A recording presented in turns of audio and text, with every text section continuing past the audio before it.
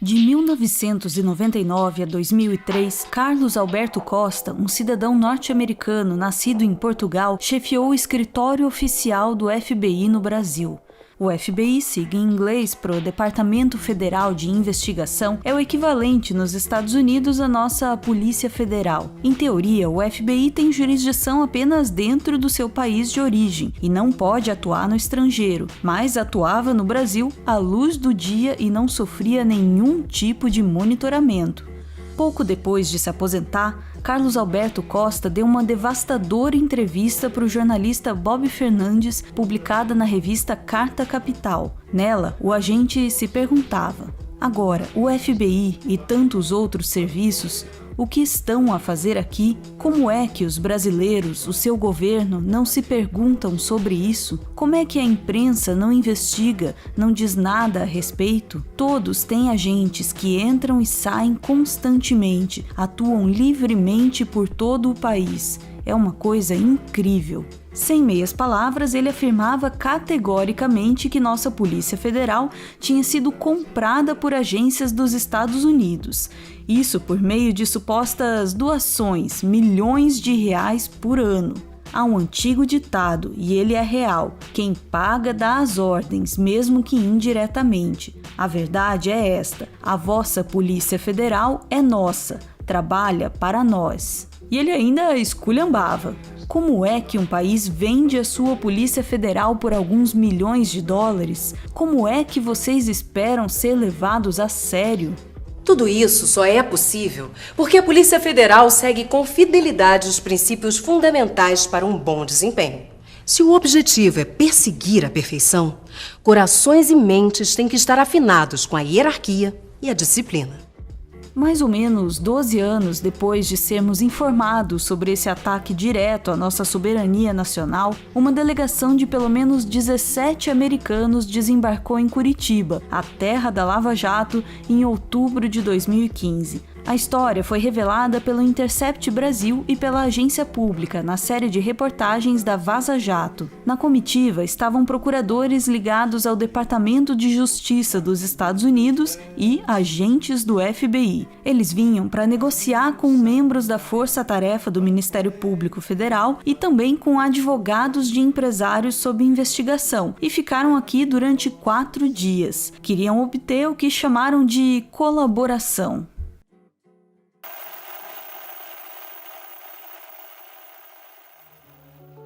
Desde 1997, Brasil e Estados Unidos mantêm um tratado chamado de Acordo de Assistência Judiciária em Matéria Penal, que tem força de lei. De acordo com ele, qualquer ato de colaboração judicial entre Brasil e Estados Unidos precisa de expressa autorização do Ministério da Justiça. Pela regra, sem isso, nenhum agente americano pode fazer diligências ou investigações em solo brasileiro. O problema é que quando a comitiva americana desembarcou no Brasil, em março de 2015, o Ministério da Justiça não tinha sido sequer avisado. Precisou ser informado pelo Ministério das Relações Exteriores, quando todo mundo já estava em Curitiba. Na época, o ministro da Justiça era José Eduardo Cardoso, do governo Dilma Rousseff. Em entrevista, Cardoso contou que, na ocasião, pediu uma satisfação ao então Procurador-Geral da República, Rodrigo Janot, a quem os integrantes do Ministério Público são subordinados. A explicação não parava de pé. Ele me retornou dizendo que era uma atividade exclusivamente não funcional. Era uma situação de contatos fora de qualquer situação oficial, que tinha alguma finalidade acadêmica. Por fim, Cardoso tomou o famoso drible da vaca. Nós fizemos uma interpelação para saber o que estava acontecendo, mas eu nunca tive uma resposta conclusiva sobre isso. Ao então ministro da Justiça não foram informados nem ao menos os nomes dos americanos que integravam a comitiva. Os procuradores da Lava Jato não acharam conveniente revelar. Ou seja, a Lava Jato é contra a corrupção, seja de quem ela for. Nós vamos continuar dispostos e disponíveis para prestar esclarecimentos sobre fatos e sobre procedimentos da nossa responsabilidade, a fim de manter a confiança da sociedade plena na nossa legitimidade da atuação e na legalidade e licitude da nossa atuação. Nós, da Lava Jato, nunca lidamos, nunca caminhamos com a lógica de que os fins justificam os meios. Não. Se não tivesse sido solenemente ignorado, José Eduardo Cardoso descobriria que o que estava acontecendo em Curitiba não tinha nada a ver com finalidades acadêmicas. Era a pronta colaboração do Ministério Público Federal com polícias estrangeiras em território nacional. Naquela ocasião, a Força-Tarefa chegou a orientar os americanos a como driblar a lei brasileira.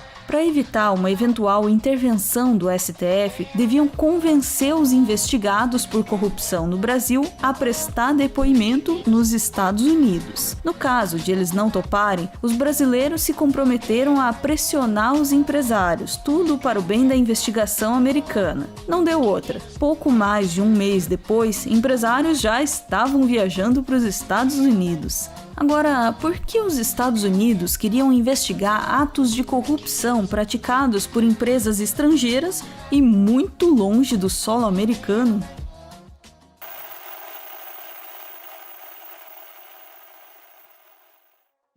Foi por meio da Lei de Práticas de Corrupção no Exterior que os Estados Unidos deram a si mesmos, unilateralmente, o direito de investigar as maracutaias do mundo. Para isso, o eventual crime não precisa nem mesmo envolver empresas ou cidadãos do país. Basta que tenha havido transferência de dinheiro por algum banco de lá, que se vendam ações de empresas envolvidas nas bolsas dos Estados Unidos ou simplesmente que a propina tenha sido paga em dólares. Com essa lei elástica, eles se autoconcederam mais uma vez o direito de ser a polícia do mundo. A agente especial do FBI, Leslie Rodrigues Bextes, que participou das investigações da Lava Jato no Brasil, tem uma justificativa, ou talvez seja uma desculpa, para a Lei de Práticas de Corrupção no Exterior e a ânsia americana para livrar a gente da bandalheira. Queremos que se cumpra a lei. Se a lei não é cumprida, você terá certas sociedades nas quais eles, os cidadãos, sentem que os governos deles são tão corruptos que irão buscar outros elementos que são considerados fundamentais, que eles veem como limpos ou algo contra o regime corrupto. E isso se torna uma ameaça para a segurança nacional dos Estados Unidos.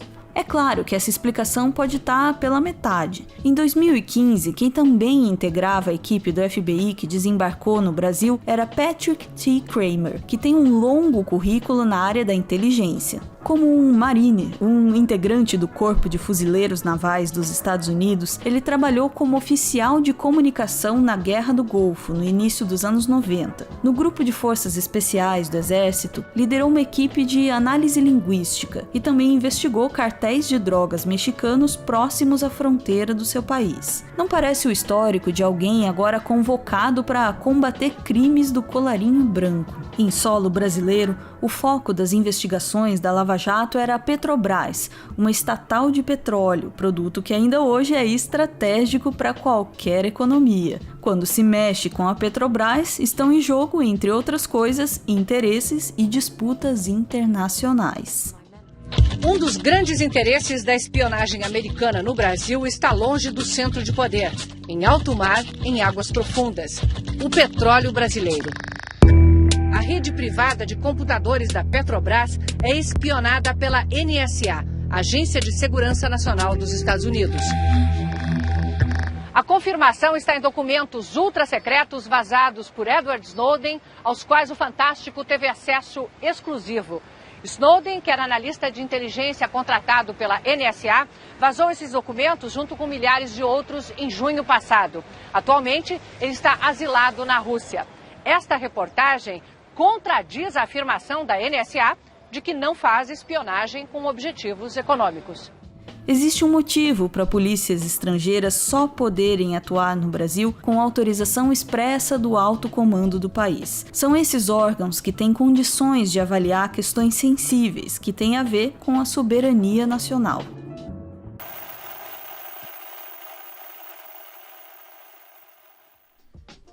Desde o início da parceria, digamos assim, entre a Lava Jato e os investigadores americanos, um ponto-chave estava na mesa: a multa bilionária que a Petrobras e outras empresas brasileiras acabariam pagando ao Departamento de Justiça dos Estados Unidos. Ainda em 2015, já se falava que uma parte dessa multa poderia ser doada aos brasileiros. Inicialmente, a proposta foi de 25% do total. A negociação desses valores foi a única coisa que fez a Força-Tarefa em algum momento pensar em colocar algum freio na atuação dos americanos, para ter mais poder de barganha. Por fim, um acordo garantiu o envio de 80% do montante pago pela Petrobras ao Brasil, o equivalente a 2,5 bilhões de reais. A Força-Tarefa tinha decidido por conta própria como usar esse dinheiro, embora até hoje ninguém tenha identificado a lei que dá ao Ministério Público essa atribuição. A ideia era constituir um fundo para financiar entidades que, segundo os procuradores, lutassem contra a corrupção e promovessem uma cultura republicana de respeito à legalidade e aos valores democráticos. Ao mesmo tempo, o chefe da Força-Tarefa, Deltan Dallagnol, e outro procurador, Roberson Pozzobon, arquitetavam a criação de uma empresa ou um instituto de combate à corrupção, nos mesmos moldes daqueles que poderiam ser beneficiados pelo fundo oriundo da multa da Petrobras. Eles pretendiam organizar eventos, congressos e palestras, mas tinha um problema. No Brasil, é ilegal que procuradores administrem empresas, justamente para evitar o que estava acontecendo no caso de Dallagnol e Pozzobon, os conflitos de interesses. Para driblar as regras, os dois tinham resolvido registrar a empresa nos nomes das respectivas esposas. Em um bate-papo com a mulher pelo Telegram, Deltan Dallagnol escreveu: "Vamos organizar congressos e eventos e lucrar, ok?" Quando a história do fundo pensado pela Força-Tarefa da Lava Jato veio à tona, ele foi rapidamente derrubado pelo STF. Em sua decisão, o ministro Alexandre de Moraes disse o óbvio, que a gente poderia resumir como: isso aí não é papel do Ministério Público. O destino do dinheiro mudou. A maior parte, 1 bilhão e 600 milhões de reais, será destinada à educação e dividida também entre projetos de ciências e tecnologia.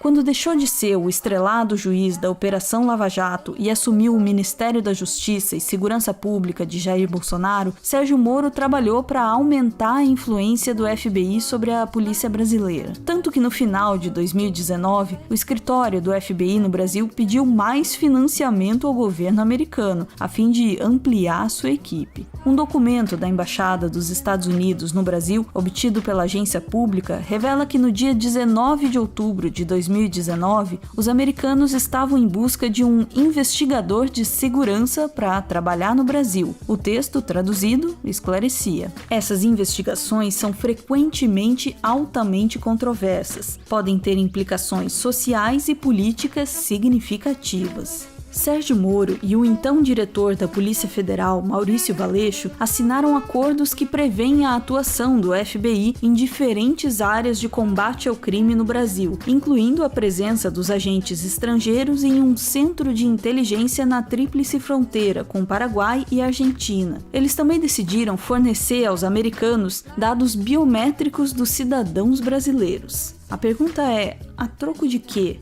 Quando tirou uma licença não remunerada em julho de 2019, pouco tempo depois da publicação das primeiras reportagens da Vaza Jato pela Intercept Brasil, Moro viajou aos Estados Unidos com a mulher Rosângela. Nessa viagem, há indícios de que ele se reuniu com o FBI, de acordo com documentos obtidos pela agência pública. Poucos dias depois, Walter Delgatti Neto, responsável por hackear as conversas da Força-Tarefa que deram origem à Vaza Jato, foi preso aqui no Brasil pela Polícia Federal.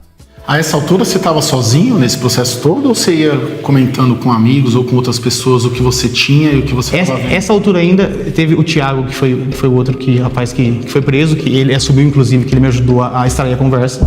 Naquela entrevista de 2003, o ex-chefe do FBI no Brasil, Carlos Alberto Costa, disse que em certa ocasião questionou uma ordem vinda de Washington. Afinal, ele não tinha autoridade para fazer aquilo. A resposta foi taxativa: "Pô, isso aí é o Brasil, apenas faça."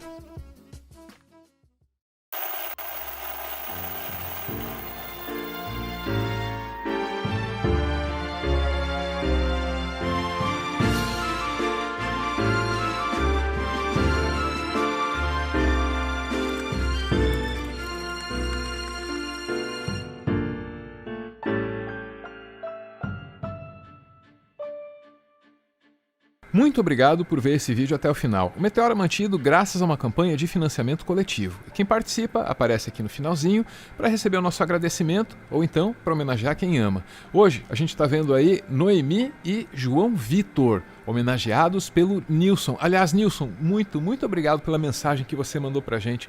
Às vezes pode parecer que é pouca coisa, mas um elogio ajuda a manter a gente no caminho certo. Então, muito obrigado, Nilson. Deixa eu ler aqui o que o Nilson manda pra Noemi e pro João Vitor. Diz ele: estou enviando a foto dos amores da minha vida, Noemi e João Vitor. Eles são minha estrutura de vida. Gostaria de dizer que minha vida depende da vida deles. Eu os amo mais do que poderia expressar. Bonito. Obrigado, gente. Valeu!